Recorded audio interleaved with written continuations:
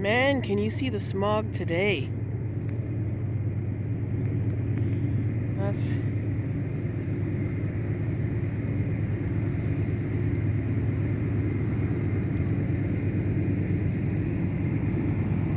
Holy moly.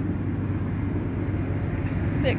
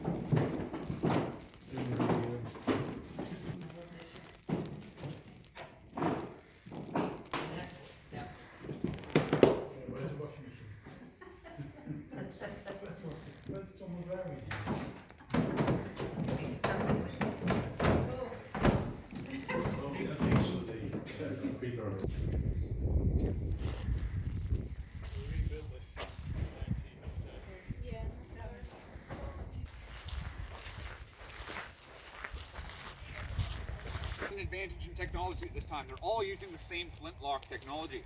So they're all loaded very similarly. You start by putting some black powder into the pan at the side here. You lock it into place by shutting that hardened piece of steel called the frizzen. Everything else gets loaded down the muzzle, and then you pull the hammer and pull the trigger. When you do that, hopefully a few things are going to happen. Hopefully the hammer flies forward, hopefully the flint strikes the frizzen, hopefully that creates sparks, hopefully those sparks fall into the pan, hopefully that detonates the prime in your pan, hopefully that travels to a small hole called the vent, hopefully that detonates the main charge and sends the ball flying off towards your enemy. On a good day. There's a lot of hoping, wishing, and praying with these weapons because of how unreliable they prove in the On field. top of all that. Two major reasons for that. First is the firing mechanism he's showing you. As you can tell, it's external, not internal. It's very susceptible to things like the weather. So if it's raining outside, good luck. You now have a better club than firearm. You can load it up as quickly as possible. He flips the weapon over to the right side of the body, opens the frizzen to expose the pan, reaches back, grabs a cartridge, bites off the top, and primes the weapon. Once that's done, he casts the weapon about, puts the rest of the charge down the barrel. To make sure it gets seated at the bottom, he's going to use the ramrod there to ensure it's seated at the bottom of the breech. It's also important to make sure you put the ramrod back before you fire, because while it makes an awesome projectile in and of itself, it's kind of awkward to have to walk across and ask for it back. So after all that, you're ready to fire one shot. And once you've loaded up, you're only as fast as your slowest man, so everybody would wait for everyone to be loaded up until you were able to fire that mass volley, create that wall of lead, I said. So, Just like that, he's ready to go. So I'll warn you right now, this is a real weapon firing real powder. If you guys don't like loud noises, by all means, plug your ears. If you're looking for a photo, however, when I yell fire, that's when to pull your trigger, because that's when Adam is pulling his. So here we go. Take aim. Fire. Prime and load. All right, so there's that smoke I mentioned. You'll also notice for the next shot, he's opted to remain standing. And that might also not seem too tactically wise. I just told you a wall of lead was hurtling at you. Why would you not want to try and duck and get out of the way? Well, it's because every major army would know the fastest way to get that thing reloaded is by standing up. Certain troops would be trained how to load this thing on the knee or even lying down, but if you want to hit the 15-second reload speed that most armies were going for, it's got to be while standing.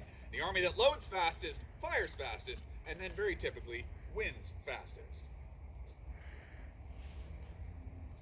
All right, so here we go for shot number 2. Take aim. Fire. Ring rammers. All right, 2 for 2 at the end of the day. That's pretty good. Worth a round of applause. So welcome to the next stop on the tour of the officers' quarters. So like you pointed out, much fancier in here.